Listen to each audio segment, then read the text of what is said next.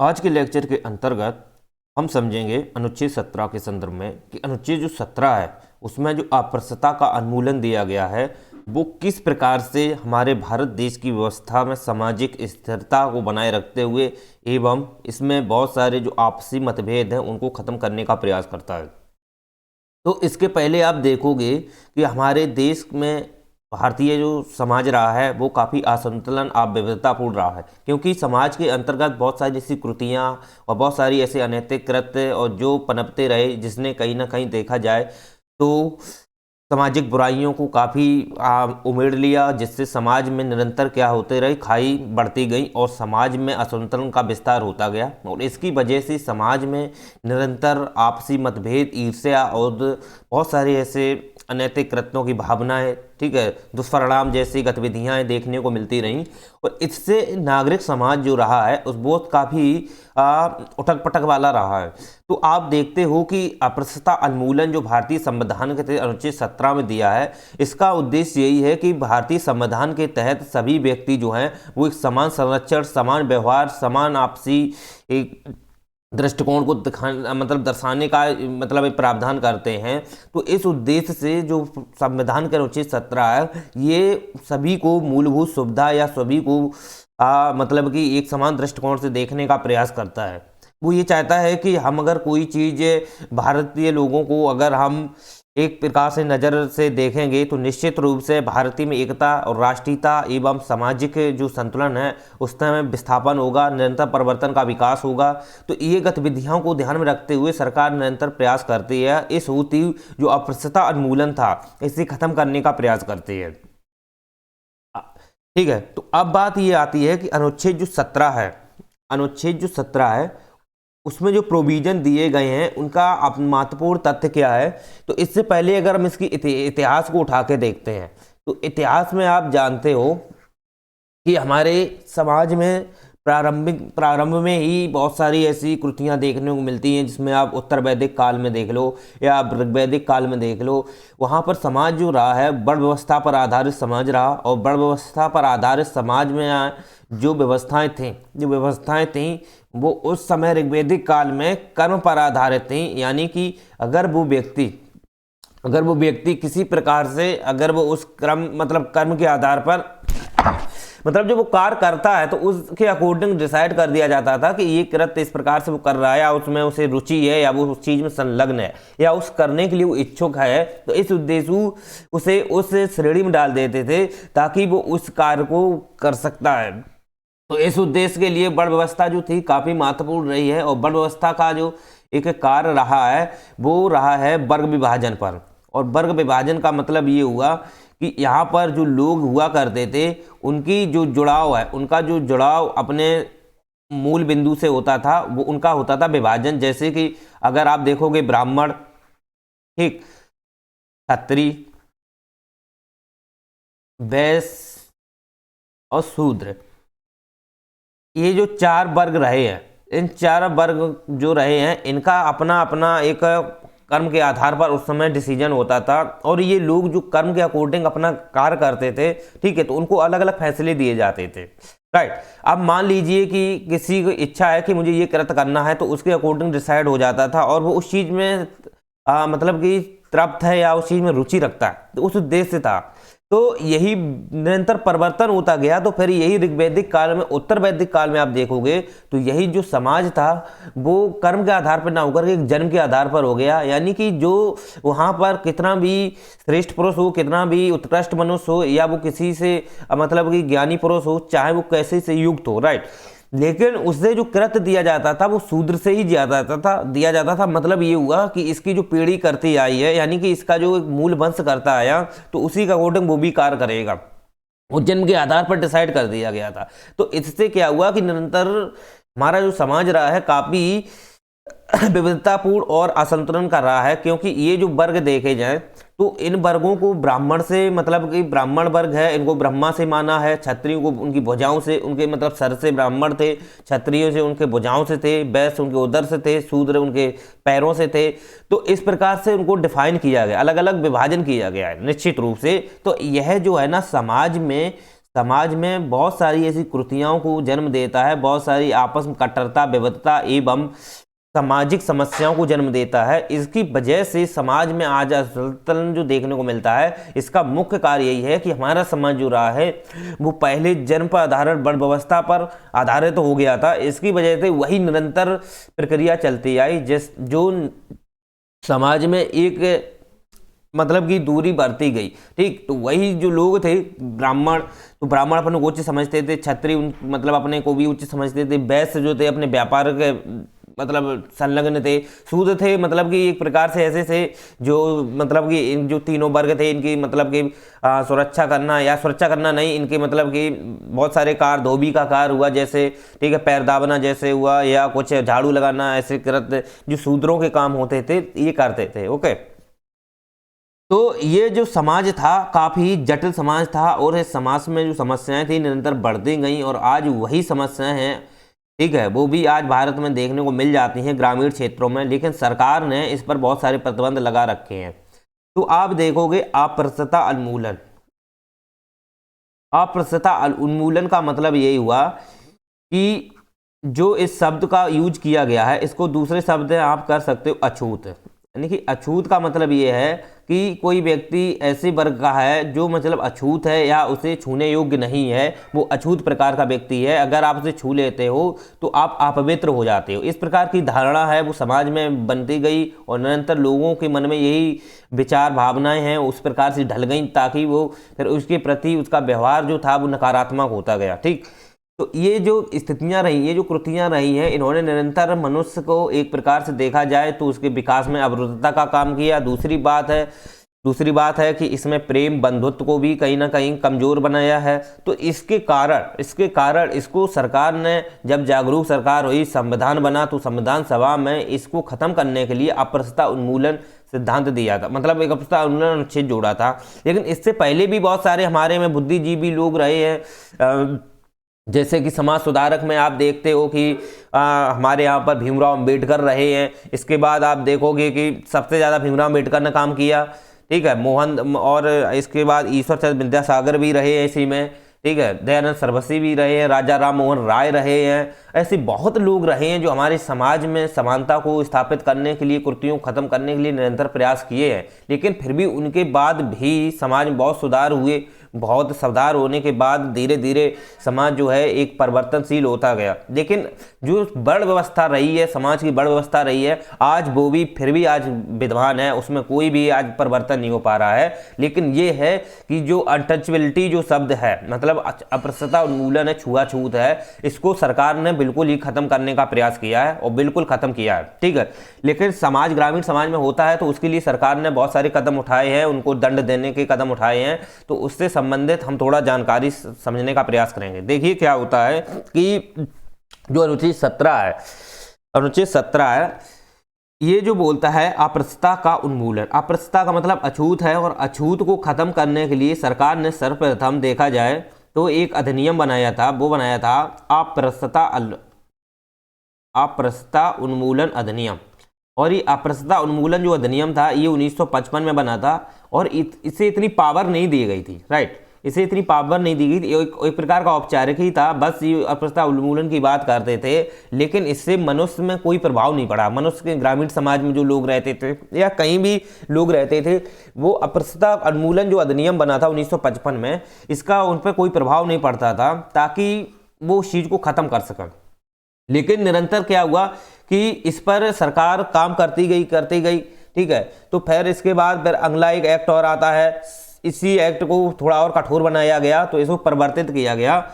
वो परिवर्तित किया गया था 1976 में, ठीक। तो 1976 में से परिवर्तित करके इसे सिविल अधिकार संरक्षण अधिनियम बनाया गया। तो 1976 में सिविल अधिकार अधिनियम, और इसे थोड़ा कड़ा शासन दिया गया, सिविल अधिकार अधिनियम, ओके। और इसके तहत कुछ प्रोविजन दिए गए, और वो प्रोविजन जो थे, सिविल अधिकार मतलब नागरिक अधिकार संरक्षण, यानी कि नागरिक, अब ये जो अस्पृश्यता उन्मूलन था, तो नागरिक अधिकार संरक्षण अधिनियम बना दिया गया कि यानी हर एक व्यक्ति नागरिक है, और हर एक व्यक्ति जो है, हर व्यक्ति एक समान रूप से है, कोई भी छोटा बड़ा नहीं है, ओके, कोई छुआछूत मतलब ऐसा कार्य इसमें नहीं रखा और उन्होंने इससे संबंधित कुछ और कठोर प्रावधान किए। इसके बाद इसी के अंतर्गत 500 रुपये दंड का जुर्माना का भी प्रावधान किया गया। ओके, 6 माह की सजा का भी प्रावधान किया गया। ओके, तो ये कुछ व्यवस्थाएं जो थी इसके अंतर्गत की गई।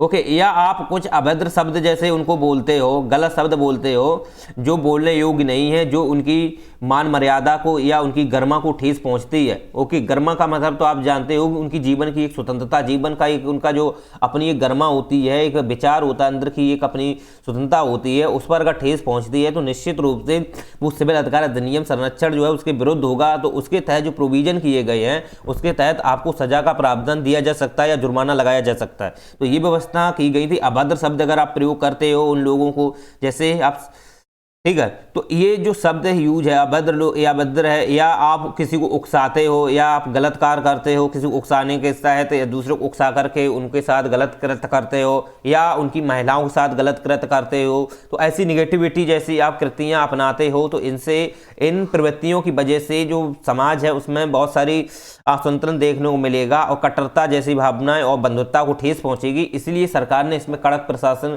को मजबूत करने के लिए सिविल अधिकार संरक्षण अधिनियम लाया था। इसके तहत दंड का प्रावधान और जुर्माना का प्रावधान किया गया था। ओके, लेकिन फिर भी सरकार ने इसके बावजूद भी सरकार ने और प्रयास किए, और वो प्रयास जब किया तो इसके लिए फिर एक एक्ट बनाया, क्योंकि अभी भी एक्ट ही था, तो एक 1989 में एक एक्ट और आता है, और वो एक्ट जो था, ओके, वो एक्ट जो था SC/ST अत्याचार निवारण अधिनियम 1989 में आता है। यानी कि SC/ST, या आप इसे बोल सकते हो अनुसूचित जात अनुसूचित जनजाति अत्याचार निवारण अधिनियम, अत्याचार निवारण अधिनियम। इसका मतलब ये हुआ कि आप SC और ST वर्ग के जो लोग हैं या इससे संबंधित जो लोग आते हैं श्रेणी में, उनके साथ आप अत्याचार नहीं कर सकते हो, राइट, उनके साथ आप अत्याचार नहीं कर सकते हो। उससे निवारण करने के लिए सरकार ने ये अधिनियम लाया था, और इसके तहत भी सजा का प्रोविजन था उसे और कठोर बनाया गया। ठीक है, तो इस प्रकार से आप समझ सकते हो कि कोई भी गलत शब्द उनके प्रति यूज नहीं कर सकते हो, अभद्र शब्द प्रयोग नहीं कर सकते हो, या आप उनके ऊपर जैसे गलत कर, जैसे थूकना है या उनकी तरफ इशारा करके कुछ उनको मतलब कि दूर करने जैसी आप प्रवृत्तियां अपनाते हो, कृतियां अपनाते हो, तो ये चीज़ें योग्य नहीं है। ये उनके मान मर्यादा को, उनकी गरिमा को, उनकी स्वतंत्रता को, ठीक, उनकी जीवन की स्वतंत्रता को ठेस पहुंचती है, क्योंकि सभी को सरकार ने स्वतंत्रता का ही बात की है, सभी एक समान दृष्टिकोण से सभी स्वतंत्र हैं, ठीक है, सभी को समानता दी गई है, तो आप उनके प्रति अनैतिक कृत्य नहीं अपना सकते हो।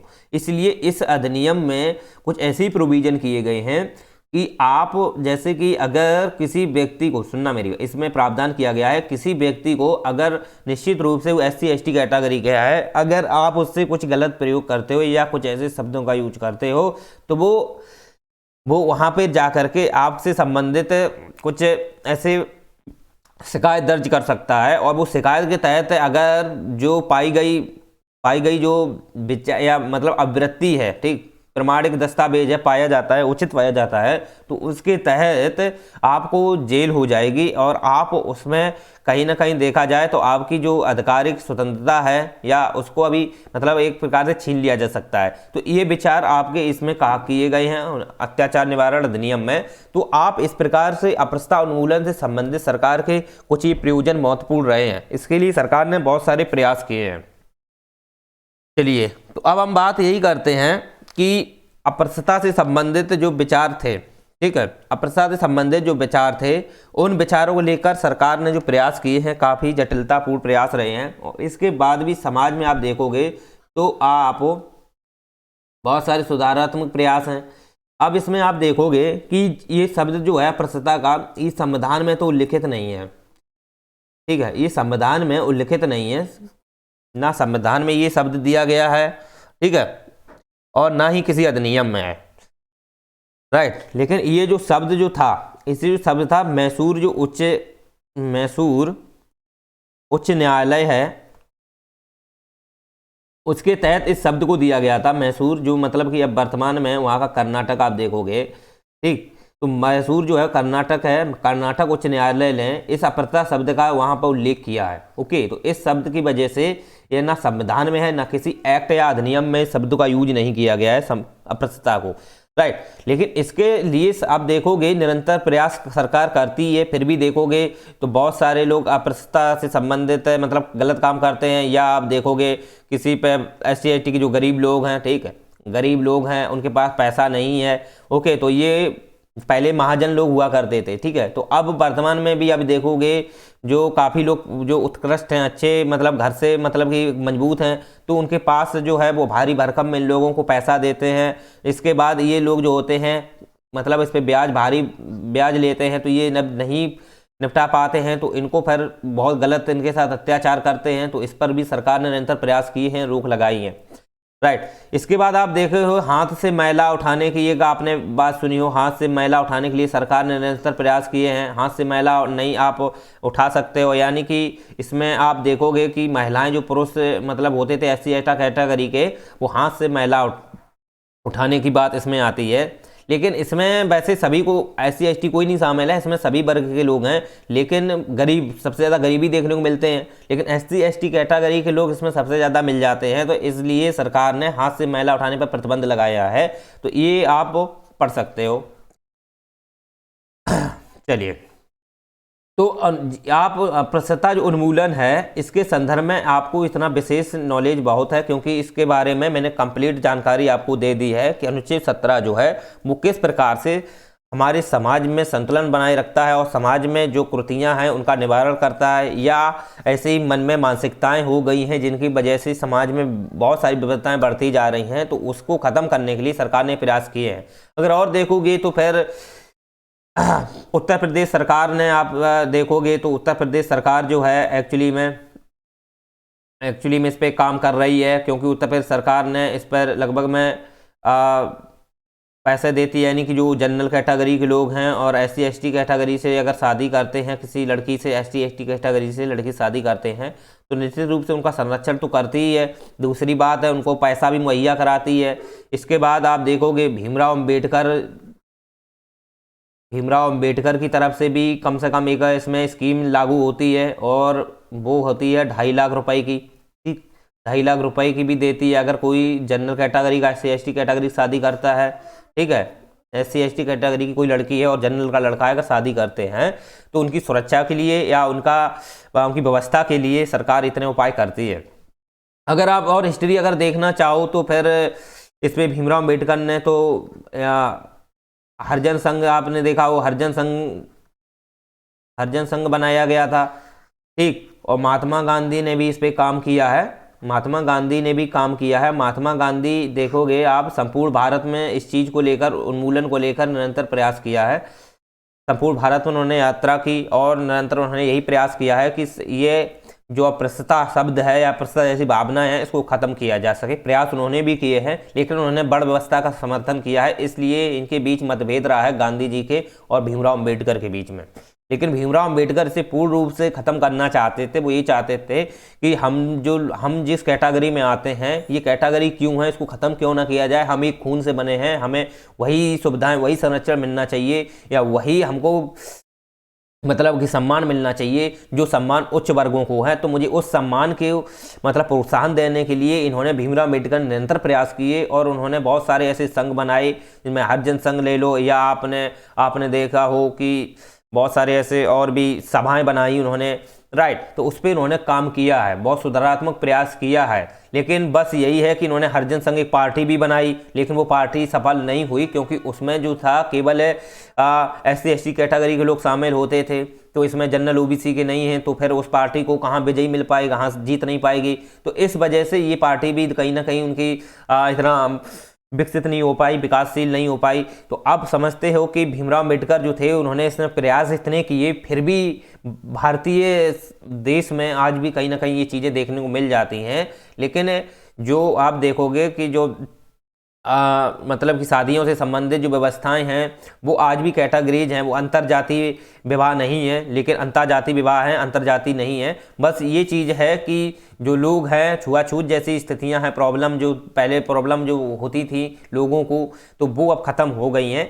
बस और वैसे आप देखोगे खान पान में है ये सब है, तो इसमें भी अब बहुत कम लोग, मतलब कि इसमें भी अब धीरे धीरे देखा जाने लगा है। लेकिन बस ये है कि एक व्यवहारात्मक, केवल यही है कि आप दूर दूर से अपना एक व्यवहार कर सकते हो, लेकिन बस ये है कि खान पान आज भी इस चीज़ों में नहीं देखने को मिलता है। तो इस चीज़ को लेकर के सरकार ने निरंतर प्रयास किए हैं। चलिए, तो आशा करते हैं आपको अनुच्छेद जो 17 है वो कंप्लीट आपको समझ में आ गया होगा। अनुच्छेद 18 की अगर हम बात करें, अनुच्छेद 18 ये सीधे सीधे आप देखोगे उपाधियों का अंत की बात करते हैं।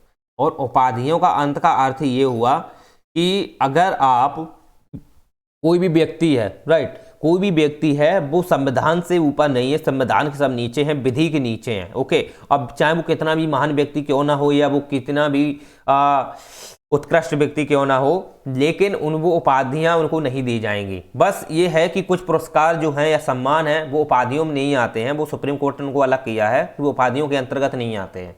अब उपाधियों का मतलब क्या है, पहले इसको थोड़ा समझ लो, या इसके इतिहास को समझना चाहो तो हमारे यहाँ पर उपाधियाँ दी जाती थी, राइट, या राजा महाराजा थे उपाधियाँ ले लेते थे, या कहीं से विजयी होते थे तो वो अपनी उपाधि धारण कर लेते थे। जैसे कि समुद्रगुप्त ने उपाधियाँ धारण की, ठीक, अकबर ने भी उपाधियाँ धारण की। इसके बाद बहुत महान महान राजा रहे हैं जिन्होंने उपाधियाँ धारण की, चंद्रगुप्त मौर्य जैसे महान सम्राट रहे हैं, ठीक है।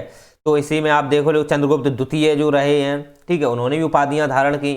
तो ऐसे जो महाराजा रहे हैं इन्होंने जो उपाधियां धारण की हैं तो वो किस बेस पे करते थे, या वो कहीं से विजय होते थे तो वो विजय स्तंभ की घोषणा कर देते थे, ठीक है, तो उस समय उपाधि धारण कर लेते थे, राइट। तो ये जो उपाधियों का अंत जो है, उस समय उपाधियों का अंत का मतलब यही है कि भारतीय संविधान के अंतर्गत सभी लोग जो हैं वो एक समान रूप से हैं और सभी हैं वो विधि के नीचे हैं और विधि से ऊपर कोई नहीं है। भारतीय संविधान में विधि से ऊपर कोई नहीं है, विधि के नीचे ही सब व्यक्ति हैं और सभी को है एक समान संरक्षण है, समान संरक्षण है। किसी भी व्यक्ति को विशिष्ट मतलब विशिष्ट संदर्भ से संदर्भित तो उसे मतलब उपाधि नहीं दी जाएगी। हाँ, इतना जरूर है कि आप कोई चीज़ है, अगर आप अच्छे से किसी चीज़ में डेवलप हैं, ठीक है, तो पुरस्कृत आप हो सकते हो, तो आपको ये कह सकता है कि ये पुरस्कृत व्यक्ति एक सम्माननीय व्यक्ति है, राइट। लेकिन आपको कोई विशिष्ट एक उपाधि से अगर आपको पुकारा जाए या उपाधि से आपको प्रत्यक्ष रूप से प्रमाणित किया जाए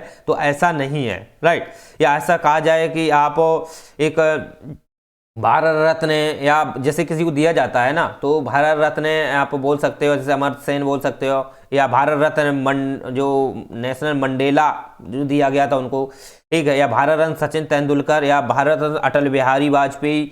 तो आप ऐसे शब्दों को यूज नहीं कर सकते हो, राइट, क्योंकि भारत रत्न या आप पद्म विभूषण है या पद्मश्री है, पद्म भूषण है, ये जो पुरस्कार दिए जाते हैं ये आपकी मतलब उत्कृष्ट या आपके सम्मान के अकॉर्डिंग दिए जाते हैं कि आपने किसी विशेष क्षेत्र में ख्याति प्राप्त की है और आप इस चीज़ के लिए योग्य हो, राइट। या आपने ऐसे कोई मतलब सीमा पर या आपने ऐसे कुछ बहुत ही प्रतिभाशाली काम किया है या वैभवशाली काम किया है, तो उस अकॉर्डिंग आपको वहाँ पर जैसे परमवीर, ठीक, तो ऐसे भी जो शब्द हैं ना, परमवीर है और बहुत सारे हैं, अशोक है, तो उसके अंतर्गत ले लेते हैं। तो ये जो दिए जाते हैं ये किस लिए दिए जाते हैं, इसलिए दिए जाते हैं कि आप एक सम्मानीय व्यक्ति हैं, आपने बहुत उत्कृष्ट का काम किया है, तो इस उद्देश्य से दिए जाते हैं। लेकिन आपको विशेष उपाधि नहीं दी जाती है कि आप अब आपको इसने आप ऐसा काम किए हैं तो आप इस समय आप इस चीज़ से पुकारे जाओगे, ऐसा नहीं है, ठीक है। या आप ऐसा सरकार नहीं करती है कि आप भारत रत्न से पुकारे जाओगे, ठीक, या आप नोबेल पुरस्कार से पुकारे जाओगे, या आप पद्म विभूषण से मतलब पुकारे जाओगे। तो ऐसा सरकार कभी बोलती है क्या? नहीं बोलती है। लेकिन एक सम्मान के लिए, एक आपके प्रेम के लिए, एक जनता सम्मान के लिए आपको ये चीज़ें दी जाती हैं कि आपने बहुत उत्कृष्ट काम किया है और देश की व्यवस्थाओं के लिए काम किया है, देश के अग्रसर आगे व्यवस्थाओं, भविष्य की अग्रसर व्यवस्थाओं के लिए काम किया है, तो इसलिए आपको हम ये सम्मान देते हैं। तो सम्मान देना अलग बात होती है, क्योंकि उपाधि देना अलग बात होती है। उपाधि एक ऐसा शब्द होता है जो किसी विशिष्ट को दे देते हैं तो वो अपने को उच्च समझने लगता है या उसे उच्च श्रेणी को मान लेते हैं, और ऐसा सरकार नहीं करती है, क्योंकि उपाधि जो होती है वो उच्च व्यक्ति को प्रामाणिकता को आधार बनाती है, या उच्च व्यक्ति को मतलब कि प्रवृत्ति की दृष्टिकोण से देखने लगती है। जैसे कि कोई व्यक्ति है, ठीक है, अगर इसको उपाधि दे देते हो तो निश्चित रूप से उपाधि अगर मिलती है तो ये अन्य व्यक्ति जो हैं इससे ये ऊंचा हो जाता है। ठीक, ये ऊंचा हो जाता है तो इसके अंदर देखोगे तो बहुत सारी कुर्तियां फिर विद्यमान होने लगती हैं। जैसे राजा महाराजा थे, उपाधियां धारण करते थे तो अपने आप को वो महान समझते थे। ठीक है, तो उनकी बात अलग है। तो वर्तमान में ऐसा नहीं है, वर्तमान सम्मान देना अलग चीज होती है, लेकिन तुमको उपाधि देकर के अन्य व्यक्तियों से महान बना दिया जाए तो अलग बात है। लेकिन महान एक आप अपने आप में उत्कृष्ट हो, उस चीज के लिए सम्माननीय हो, वो महानता अलग होती है। लेकिन आपको एक उपाधि देकर अगर महान बनाया जाए तो ये सरकार नहीं करती है, उपाधि नहीं देती है। और विशिष्ट उपाधि जो होती है किसी विशिष्ट व्यक्ति को उच्च बनाने का प्रयास करती है, और वो ऐसा नहीं करना चाहती। चलिए, तो 18 जो है अनुच्छेद, इस पे अंत करने की बात करते हैं। तो इसके अंतर्गत सरकार ने कुछ प्रयास किए हैं। उसके लिए अगर आप देखोगे तो कुछ क्षेत्रों में आप सम्मान दिया जाता है, जैसे कि कुछ क्षेत्रों में सम्मान दिया जाता है। जैसे आप देखोगे सैन्य क्षेत्र में, आप देख लो, सैन्य क्षेत्र में देख लो, शिक्षा के क्षेत्र में देख लो, खेल के क्षेत्र में आप देख लो। यहाँ पर जो आपको अलग अलग सैन्य क्षेत्र है, शिक्षा क्षेत्र है, खेल क्षेत्र है, राइट। तो इसमें सरकार जो देती है, या विद्या क्षेत्र मान सकते हो, शिक्षा को अलग बात है। तो इसमें जो सरकार देती है वो आपको एक सम्मान देती है। ओके, सम्मान देती है, या जो कुछ भी आपको, जैसे बहुत जो होते हैं आपने देखे हो, एक खेल क्षेत्र में मंडल देती है, वो क्या बोले जाते हैं, ठीक है, उनको भी सरकार देती है। ठीक है, इसके बाद शिक्षा क्षेत्र में आपने देखे हो तो साहित्य पुरस्कार भी देती है, नोबेल पुरस्कार भी देती है। विज्ञान क्षेत्र में देखा हो आपने तो अलग अलग, इंजीनियरिंग क्षेत्र में भी देती है। सैन्य क्षेत्र में आपने देखा हो तो बहुत सारे परमवीर चक्र है या ऐसे मतलब कि सम्मान देती है। ठीक है, और इसी के अंतर्गत आप देखोगे तो ये व्यवस्थाएं की गई हैं, राइट। लेकिन ये एक सम्मान के लिए है, ये उपाधियां नहीं है। इसमें क्षेत्र में आप सम्माननीय व्यक्ति हो, आप सम्मान के लिए पात्र हो, इस चीज़ के लिए पात्र हो, तो हम आपको इस चीज़ का सम्मान देते हैं। और ये सम्मान आपकी कोई एक उपाधि नहीं होती है। इस सुप्रीम कोर्ट ने इस चीज़ को खारिज किया है।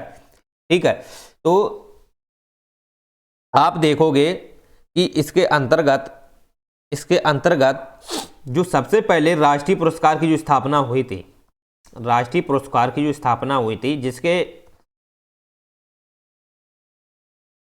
राष्ट्रीय पुरस्कार की जो स्थापना हुई थी, ये हुई थी कब? 1954 में।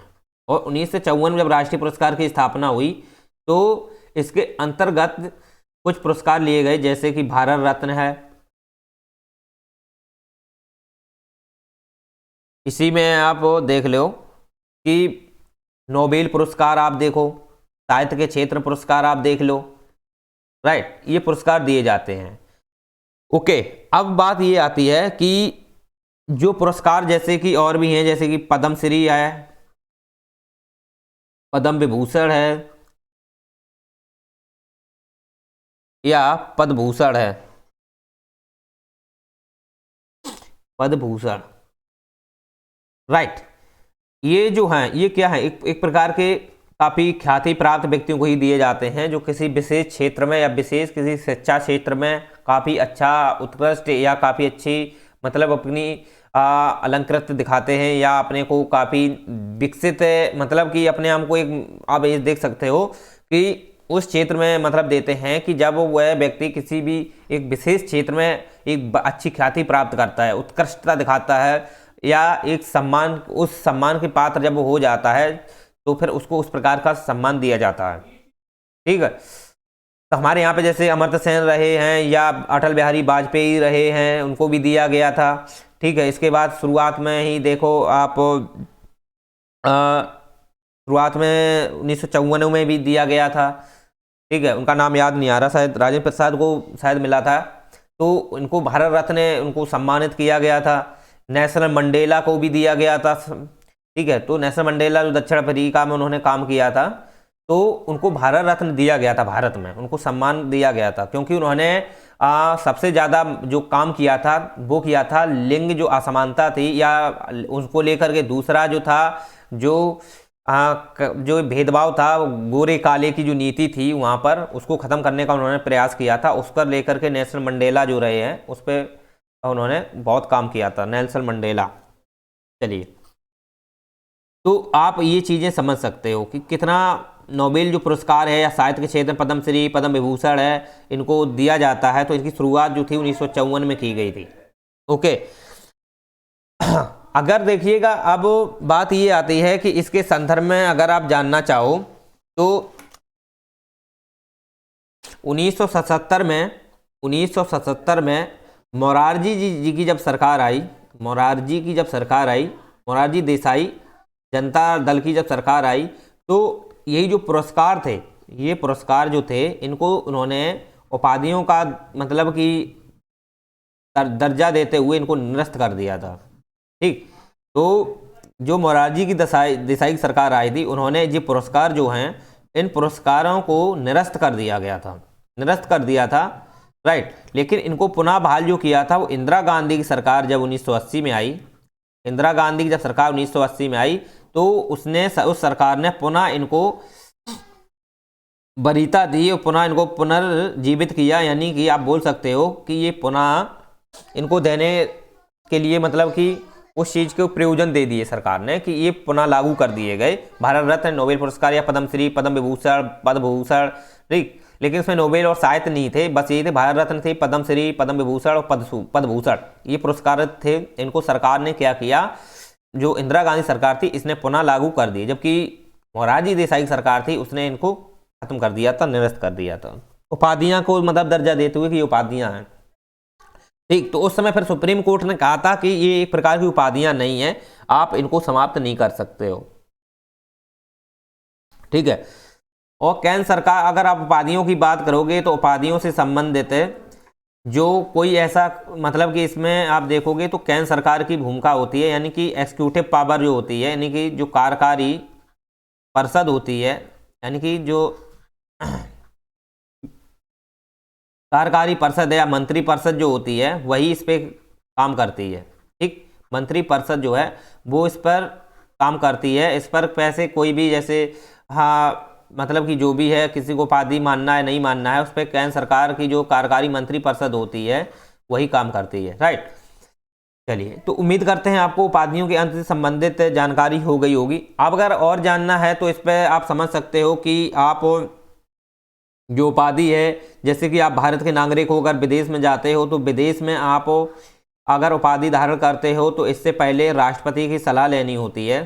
ठीक है, क्योंकि आप भारत के नागरिक हो, और भारत के नागरिक जो हैं आप चाहे बाहर हो, चाहे भारत के बाहर हो या भारत में रहते हो, ठीक है, लेकिन आप भारत के नागरिक हो तो भारत के आम चाहे यहाँ के नागरिक हो या चाहे आप बाहर रहो, लेकिन आप भारत के नागरिक हो तो नागरिक होने के नाते वो सभी प्रावधान आप पर उसी प्रकार लागू होंगे जो भारत के नागरिकों पर होते हैं, राइट।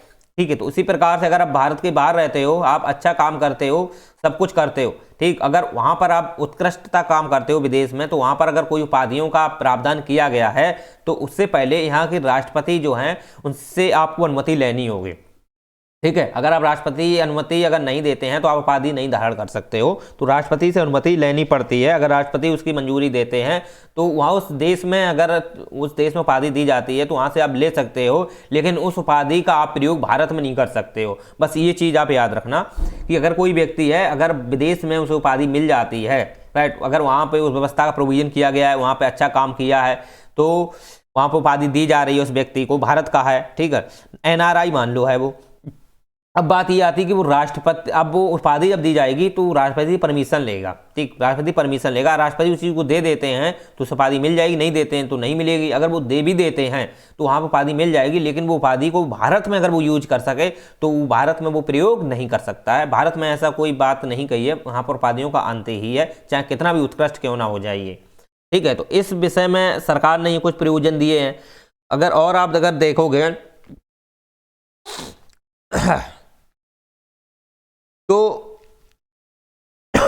1996 में जो सुप्रीम कोर्ट है इसने जो इनको है, ये जो है पुरस्कार हैं, इनको संवैधानिक करार दिया है, संवैधानिक वैधता माना है, और इन्होंने यही कहा है कि ये जो पुरस्कार है ये उपाधि नहीं है, जबकि एक संवैधानिक वैधता के आधार पर एक सम्माननीय पुरस्कृत दस्तावेज, या आप बोल सकते हो पुरस्कार, एक सम्मान का एक धन आप कह सकते हो, ये होता है जो एक संवैधानिक वैधता के आधार उन्होंने रखा 1996 में, और उन्होंने उपाधियों को, इनको उपाधि नहीं माना है। ओके, इनको उपाधि नहीं माना है। और आप देख सकते हो कि ये जो पुरस्कार होते हैं, ये जो पुरस्कार होते हैं साहित्य नोबेल पुरस्कार हैं, ये शायद आप देखोगे तो ये नोबेल पुरस्कार है तो ये पुरुषों को ही दिए जाते हैं, ठीक। ये पुरुषों के नोबेल मतलब दिया जाता है, ये महिलाओं को भी साहित्य में महिलाओं को भी मिल जाता है, जबकि ये जो पुरस्कार होते हैं ये महिलाओं पुरुषों को मिलते हैं, ठीक है, महिलाओं पुरुषों को मिलते हैं। लेकिन ये एक ख्याति में एक ही बार दिया जाता है, यानी कि आप जिस क्षेत्र में काम कर रहे हो, जिस क्षेत्र में आप काम कर रहे हो निश्चित रूप से, यानी कि आपने किसी में अच्छा काम किया है, जैसे सचिन तेंदुलकर ने खेल के सिद्धांत में काम किया तो उन्हें भी दिया गया था भारत रत्न, राइट। तो वो उस क्षेत्र में एक ही बार आपको पुरस्कारित किया जाएगा, राइट, एक ही बार पुरस्कृत किया जाएगा। अगर आप फिर उसके बाद दूसरे क्षेत्र में अगर काम करते हो बढ़िया से, तो फिर वहां पर आपको पुरस्कार दिया जा सकता है, वो एक अलग बात होती है, लेकिन एक क्षेत्र में एक ही बार पुरस्कार मिलता है, ठीक है। फिर उसके आगे आप कितना भी अच्छा कार्य करते जाओ, पुरस्कार आपको नहीं दिया जाता है। ओके, अगर आप उससे अलग हटके कोई दूसरा काम अपना के अगर उसमें भी उतनी उत्कृष्टता ला लेते हो तो उससे भी सम्मानित आपको पुरस्कार दिया जा सकता है। चलिए, तो उम्मीद करते हैं आपसे उपाधियों का जो अंत है वो आपको स्पष्ट समझ में आ गया होगा, एक एक पॉइंट बता दिया है, कहीं से नहीं कुछ छूटेगा, कैसा भी प्रश्न बन जाए कुछ नहीं छूटने वाला। चलिए, तो 17-18 जो है आपको कंप्लीट हो गया है। अब हम सबसे पहले समझते हैं स्वतंत्रता का अधिकार। हमारा समानता का अधिकार है, 14 से जो 18 थे वो कंप्लीट हो गए हैं, उसमें 14 जो है वो हमने आपको कंप्लीट करा दिया, 15 करा दिया, 16 करा दिया, 17 करा दिया, 18 करा दिए, 14, 15, 16, 17, 18, ठीक। ये जो समानता का अधिकार था इससे संबंधित पे जो जानकारी थी हमने स्पष्ट कंप्लीट करा दी। अब हम मौलिक अधिकार के अंतर्गत दूसरा पढ़ेंगे। पहला तो पढ़ लिया समानता का अधिकार,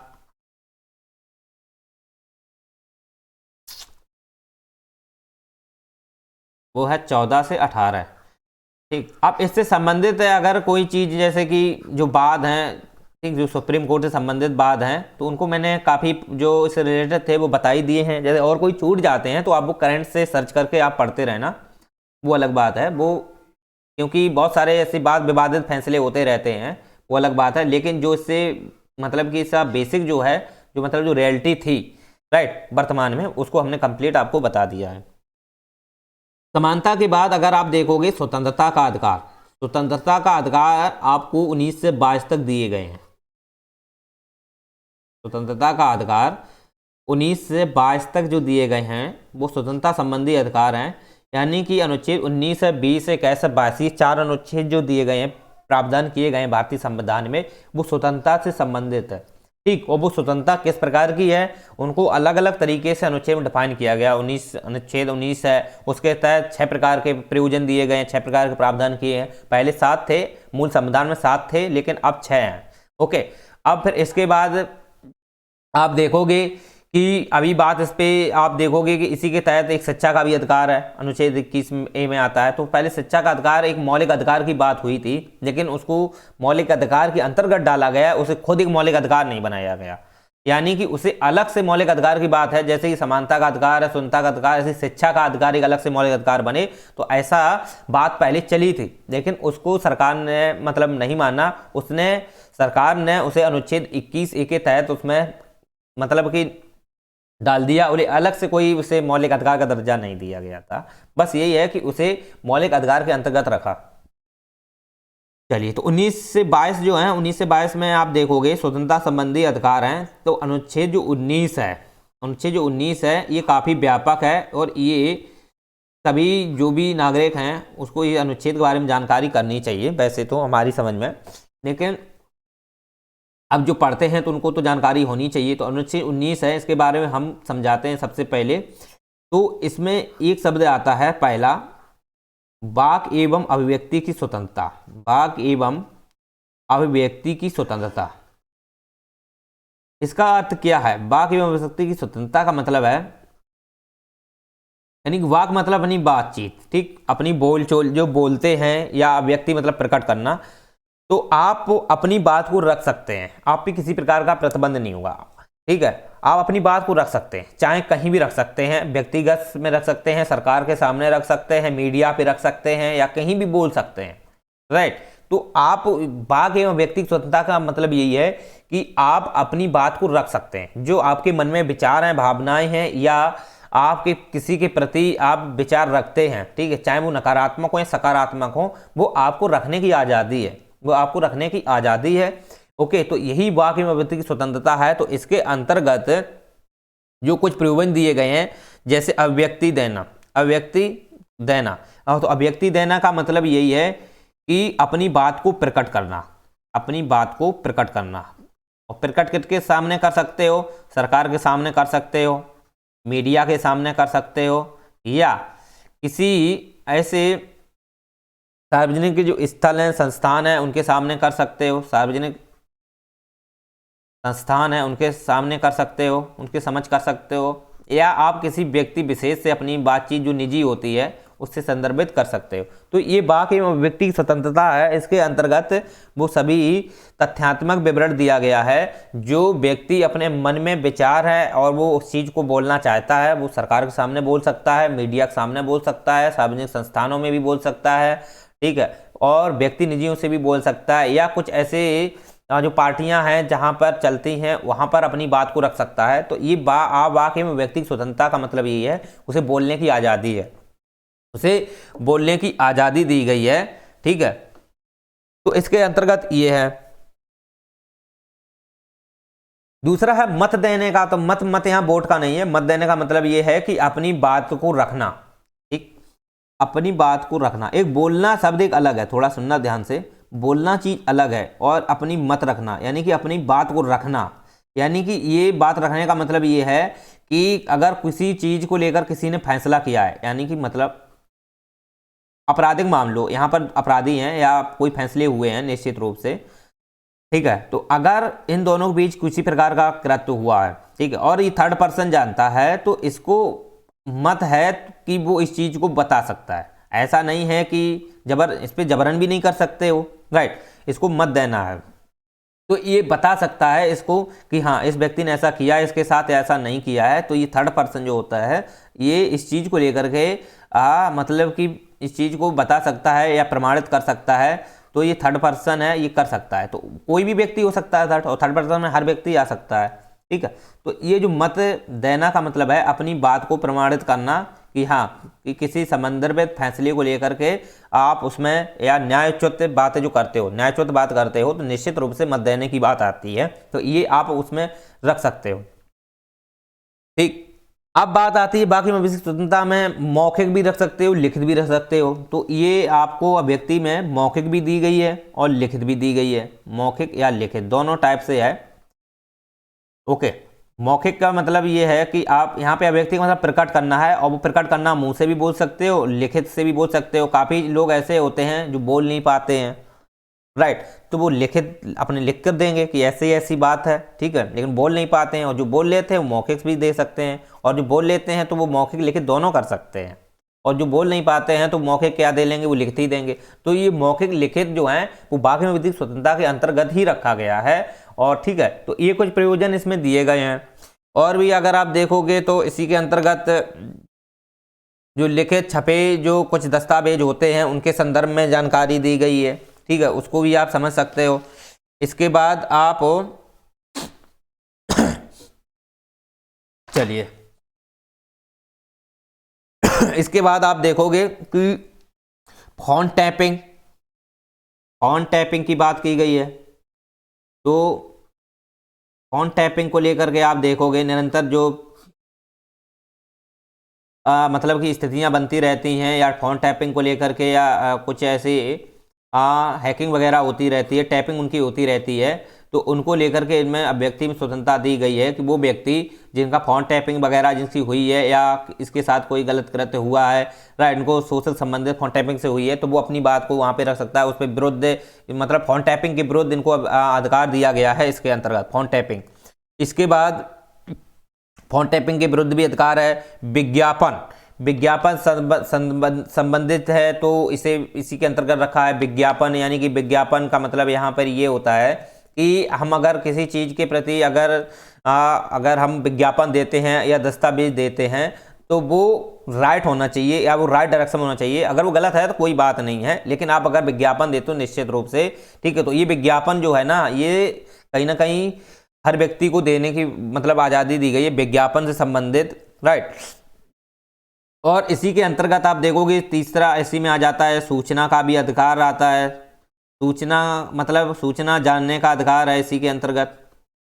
तो सूचना जानने का अधिकार है, तो सूचना जानने का अधिकार आप देखते हो कि इसके लिए आरटीआई जो है, ठीक है, ये आरटीआई जो है कि राइट टू इंफॉर्मेशन है, सूचना का अधिकार है। आप अपने जो उच्च श्रेणी के जो लोग हैं या आप जो शासन प्रशासन में करने वाले जो लोग हैं, शासन व्यवस्था को संचालित कर रहे हैं, जो नौकरशाह हैं, ठीक है, उनसे आप सूचना ले सकते हो, जानकारी कर सकते हो कि अगर कोई चीज़ है, ठीक है, या विधि है, कोई कानून नियम है, ठीक है, उसको जानना चाहते हो तो उसके बारे में आप जानकारी कर सकते हो अधिकारियों से, ठीक है, अपने ऊपर जो लोग हैं उनसे आप सूचना जुटा सकते हो।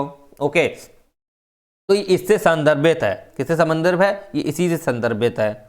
तो आप ये समझ सकते हो सूचना को लेकर के कि सरकार ने जो प्रयोजन दिए हैं, आरटीआई जो आया था 2005 में, उसको सूचना को अधिकार को एक बढ़ावा देने के लिए आया था। और ये सूचना का अधिकार जो है ये काफ़ी देखा जाए तो शासन प्रशासन को एक सुधारात्मक प्रयास देता है, साथ ही साथ सरकार और जनता के बीच जो संबंध, सरकार टू जनता, इनके बीच एक पारदर्शिता को भी बढ़ाता है, ठीक है। और देखोगे तो सत्यनिष्ठा का विकास को वृद्धि देता है, पारदर्शिता को है। और जो लाल फीताशाही जैसी होती हैं, जैसे लाल फीताशाही या आप जो भी दस्तावेज हैं उनको मतलब कि किसी में मतलब रख देना, उन पर कोई कार्रवाई ना करना, ठीक है, तो उनको सूचना से संबंधित जो जानकारी देनी होती है वो लोग ये जो होते हैं सामान्य पुरुष होते हैं वो अधिकारियों से जानकारी कर सकते हैं। इस विषय में सरकार से भी जानकारी कर सकता है, एक व्यक्ति जो है वो सरकार से भी कर सकता है, कोई भी अधिकारी हो, कोई भी कितना बड़ा नेता हो, कुछ भी हो, राइट, प्रधानमंत्री भी हो ना, उससे भी जानकारी व्यक्ति कर सकता है, उससे भी जानकारी ले सकता है। और प्रधानमंत्री भी होते हैं वो किसी से भी सलाह ले सकते हैं,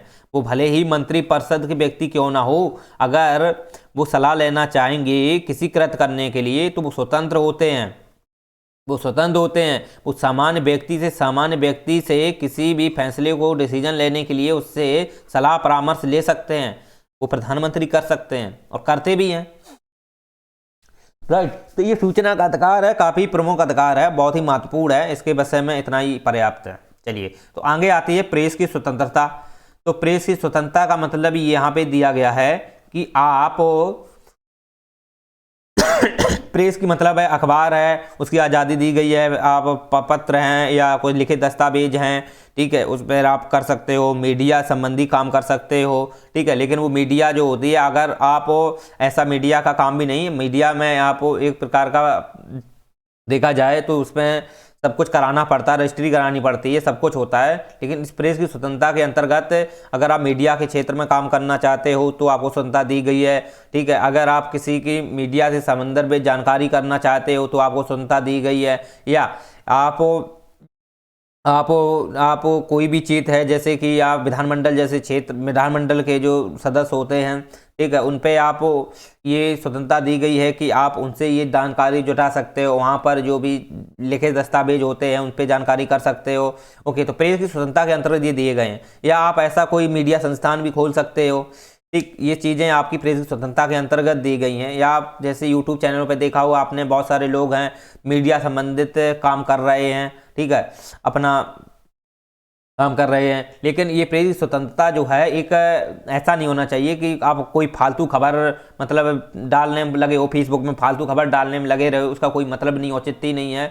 तो ऐसे सरकार प्रतिबंध लगा सकती है। जो ये जो होते हैं ना, इससे कहीं ना कहीं आप देखोगे तो बहुत सारे विद्रोह उत्पन्न होते हैं, तो बहुत सारी ऐसे अनैतिक व्यवहार या समाज में जिसको लेकर कुर्तियाँ बढ़ती हैं, या समाज में आप देखोगे विद्रोही जैसी स्थितियाँ बनती हैं, या किसी विशिष्ट के प्रति अगर ज़्यादा मतलब कि मतलब अलगाव जैसी स्थिति देखने को मिलती है, तो उस पर भी देखा जाए तो नियंत्रण होता है। तो प्रेस की स्वतंत्रता जो है वो दी गई है, लेकिन ऐसा नहीं है कि आप उसे किसी प्रकार से यूज करो।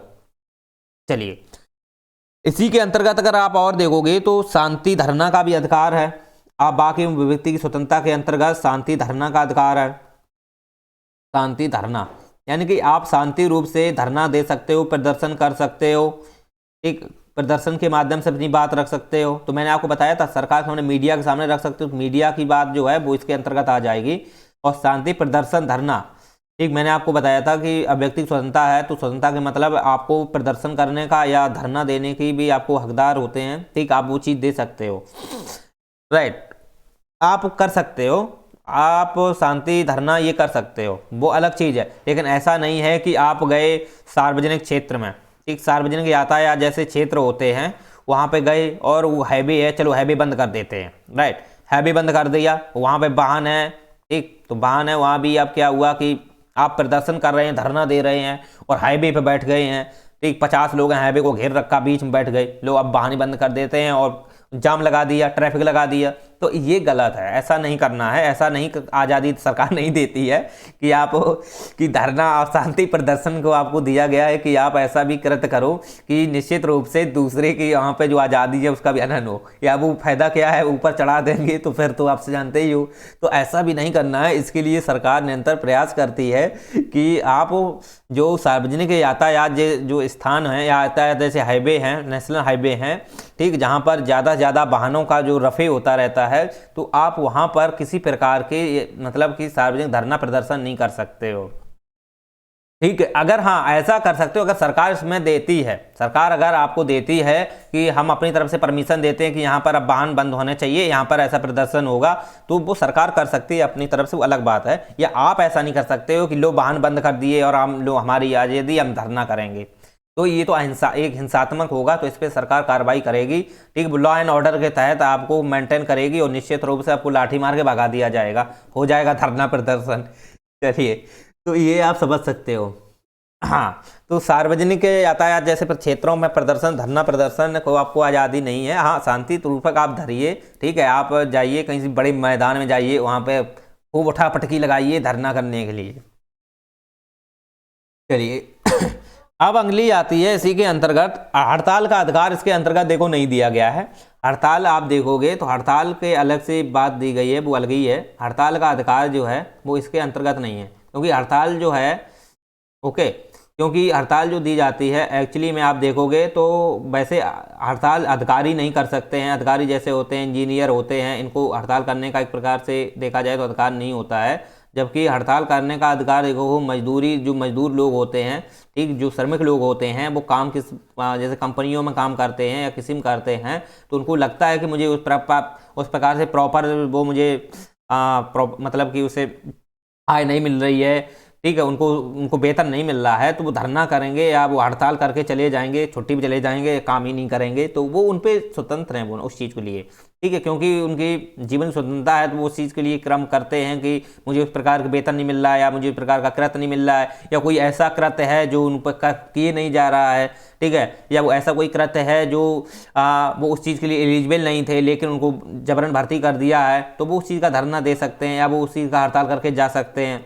लेकिन अधिकारी जो लोग होते हैं, ठीक है, ठीक, इनको विशेष रूप में छूट मिल जाती है काम करने की, घर में जाने की, या आप किसी भी कृत्य करने की, ठीक है, त्योहारों पे वैसे किसी कृत्य में उनको छूट मिल जाती है। लेकिन ऐसा नहीं है कि हड़ताल करके आप चले गए 10 दिन के लिए हम काम नहीं करेंगे और ये पड़ा आपका शासन प्रशासन, तो ऐसा अधिकारी नहीं कर सकते। ना इंजीनियर लोग ऐसे करते हैं, क्योंकि इंजीनियर भी जो होते हैं उनको भी देखा जाए तो सरकार के जो मतलब कि आधिकारिक काम होते हैं, जैसे इलेक्ट्रॉनिक क्षेत्र में हैं या किसी मैकेनिकल क्षेत्र में उन्हें करना पड़ते हैं, तो उनको भी ये सब देख रेख करनी पड़ती है। तो ऐसा नहीं है कि हम हड़ताल करके चल दिए, तो ये वैसे इसमें शामिल नहीं किया गया है, तो हड़ताल का अधिकार नहीं दिया गया है, राइट। चलिए, तो स्वतंत्रता की जो वाक एवं व्यक्ति की स्वतंत्रता है उसके अंतर्गत एक जो अनुच्छेद दिया है 19 में, जो वाक एवं व्यक्ति की है 1 नंबर की 19(1) में ये बात कही गई है। अब इस पे प्रतिबंध देखो लगाया जा सकता है, तो किन बेस पर प्रतिबंध लगाया जा सकता है, तो प्रतिबंध पे अगर देखोगे तो इन पर कई सारे रिस्ट्रिक्शन अगर लगाते हैं, जैसे कि देश की एकता। अब भाई तुम ऐसा कृत कर रहे हो, देश आप जा रहे हो और आप ऐसे शब्द अभद्र बोलते जा रहे हो, किसी के प्रति गलत सलत बोलते जा रहे हो, तो वो देश की एकता, अखंडता या बंधुत्व को अगर आप बनाए रखोगे तो आपके लिए आज़ादी ठीक है।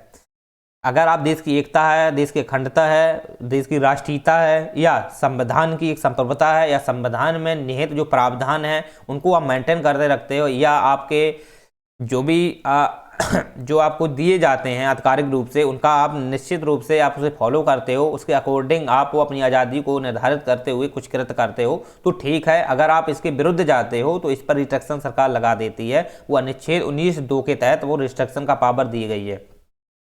ओके अगर आप रिस्ट्रिक्शन के भी विरुद्ध जाते हो तो फिर तो जानते हो प्रशासन क्या काम करता है, वो फिर सीधा 144 धारा लागू करेगा, 141 धारा लागू करेगा, ठीक है। तो उसके तहत आपको गिरफ्त कर लिया जाएगा और आपको हो सकता है इसमें पूछताछ किया जाए या आपको जेल में भी डाल सकते हैं, वो एक अलग मैटर है।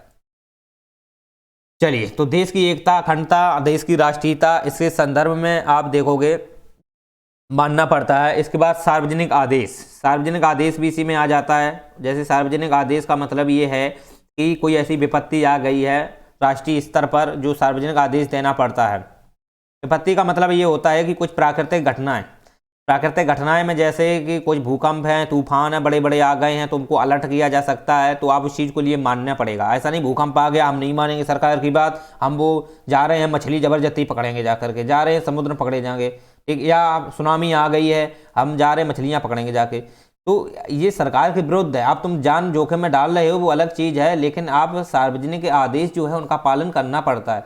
जैसे दूसरी चीज़ है कोविड-19 जो अभी हुआ था, तो सरकार ने सभी को सोशल डिस्टेंसिंग पावर देने की बात की गई थी, दी गई थी। तो उस पर देखा हो कि सरकार ने सोशल डिस्टेंसिंग यानी कि आप सामाजिक दूरी बनाने की बात जो की गई थी वो इसीलिए की गई थी कि आप अगर इस चीज़ का पालन करते हो, सार्वजनिक आदेश था तो इसका पालन करते हो, तो निश्चित रूप से हम उस पर प्रतिबंध या उस पर हम नियंत्रण करने का प्रयास करेंगे जो प्राकृतिक घटनाएं आ रही हैं, राइट। अगर आप सार्वजनिक आदेश का पालन नहीं करते हो, अगर कोविड-19 है और फिर भी आप दे दनादन जा रहे हो, मार्केट में जा रहे हो या सब कुछ कर रहे हो निरंतर रूप से, तो आप इसके विरुद्ध जा रहे हो, सार्वजनिक जो आदेश है सरकार का उसका उल्लंघन कर रहे हो, तो यहाँ पर सरकार जो है 144 धारा लागू कर सकती है। डीएम अधिकारी जो होते हैं जिला लेवल के, जिला स्तर के, वो धारा लागू करके आपको गिरफ्तार कर सकते हैं, ठीक है। तो आप सरकार की जो बात है, सरकार के सरकार जो आपको दायित्व देती है या आपको कुछ आदेश देती है उनका आपको पालन करना पड़ता है निश्चित रूप से,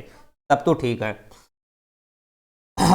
फिर भी देखो बहुत सारे उल्लंघन होते रहे, कोविड-19 बना रहा फिर भी उल्लंघन हुए हैं, राइट। तो ये तो फिर लोगों के अपनी वो है, अब सरकार निरंतर प्रयास करती है। चलिए, तो उम्मीद करते हैं आपसे ये चीज़ें स्पष्ट हो गई होंगी। आप और देखोगे जैसे अपराध संलिप्त हैं, अगर आप भले ही स्वतंत्रता है आपको, ठीक है, अगर आप व्यक्ति की आपको स्वतंत्रता है और आप किसी राजनीतिक पार्टी में, ठीक, राजनीतिक पार्टियां हैं, अगर राजनीतिक पार्टियां हैं या कोई ऐसे सम्मेलन हो रहे हैं जहां पर आपको बोलने की आज़ादी दी जाती है, तो वहां पर आप अनैतिक कृत्य नहीं कर सकते हो, अनैतिक भाषण नहीं दे सकते हो या अभद्र स्पीच नहीं बोल सकते हो, हेट स्पीच जैसे शब्द आप यूज नहीं कर सकते हो, उस पर सरकार प्रतिबंध लगाती है हेट स्पीच पर, राइट। जैसे कि किसी के प्रति बहुत सारे ऐसे धर्म होते हैं जो किसी धर्म के विरुद्ध उल्टी सीधी कृतियाँ या उनकी आस्था को लेकर गलत सलत प्रयोग करते हैं, तो उसको लेकर के हेट स्पीच जो शब्द होते हैं उस पर सरकार नियंत्रण करती है, या किसी के अधिकार को लेकर या किसी के कुछ अपनी उनकी जीवन की स्वतंत्रता या मान मर्यादा के विरुद्ध गलत सलत प्रयोग करते हैं, राइट। कहीं पर बोलचाल में या कहीं माइक के माध्यम से ऐसा गलत शब्द यूज करते हैं, तो निश्चित रूप से वो हेट स्पीच के अंतर्गत आता है, तो उसे सरकार नियंत्रण करती है। तो ऐसे शब्द नहीं, वो अपराध की श्रेणी में आएंगे, उस पर सरकार नियंत्रण करेगी, आपको जेल में भी डाल सकती है। तो ऐसे शब्दों का प्रयोग नहीं करना है, बस आप ये विशेष ध्यान रखें आगे से। चलिए, और जैसे है फिर इसमें न्याय की अवमानना भी दिया गया है। तो न्याय की जो अवमानना है, तो न्याय की अवमानना का मतलब है कि आप न्याय की अवमानना है, यानी कि सरकार जो न्यायालय है, ठीक, न्यायालय की जो बातें होती हैं, न्यायालय जो भी फैसले लेता है, ठीक है, अगर वो सार्वजनिक हित के लिए हैं तो उसे व्यक्तियों को मानना पड़ता है।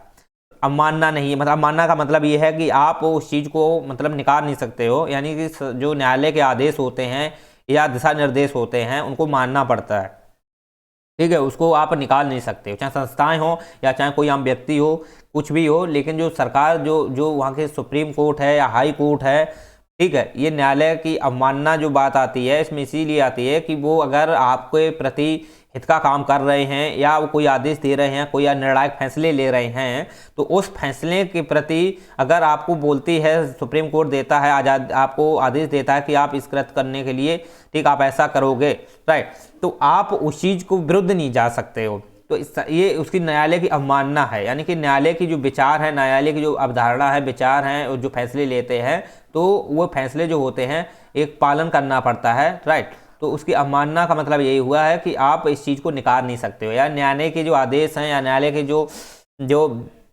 विचार हैं, ठीक है, वो अगर अंतिम रूप से देता है तो आप उसको, ऐसा नहीं है कि हम ये नहीं मानेंगे, ये गलत है, ऐसा वैसा है, तो आप ऐसे विचार नहीं रख सकते हो, तो न्यायालय की अवमानना के विरुद्ध होगा, तो ये आप नहीं कर सकते हो। तो ये भी इसी के अंतर्गत दिए गए हैं। दूसरी बात, इसी में विदेश से मित्रता है, तो विदेश से मित्रता का मतलब यहाँ ये है कि आप विदेशों से मित्रता, बात एक अलग होती है, लेकिन आप उस मित्रता में कुछ अलग कृत्य करने लगते हो, गलत काम, घटिया काम करने लगते हो, या वहाँ के लोगों से मिलजुल कर गलत काम करते हो, या कोई, ठीक है, भारत के विरुद्ध अखंडता मतलब कि भारत के संविधान के प्रति अगर आप गलत शब्दों विदेशों में मित्र कर दे रहे हैं, भारत के लोग हैं और विदेशों में दे रहे हैं गलत शब्द, भारत का प्रयोग कर रहे हो, भारतीय नागरिक हैं, एनआरआई हो, तो आप ऐसा वहाँ भी प्रयोग नहीं कर सकते हो, राइट। तो ये कुछ प्रतिबंध सरकार ने लगाए हुए हैं निश्चित रूप से, और ये काफ़ी इंपॉर्टेंट है। चलिए, तो देखते हैं कितना लंबा लेक्चर हो गया है, फिर हम इसे नेक्स्ट लेक्चर में ही कवर करने का प्रयास करते हैं फिर।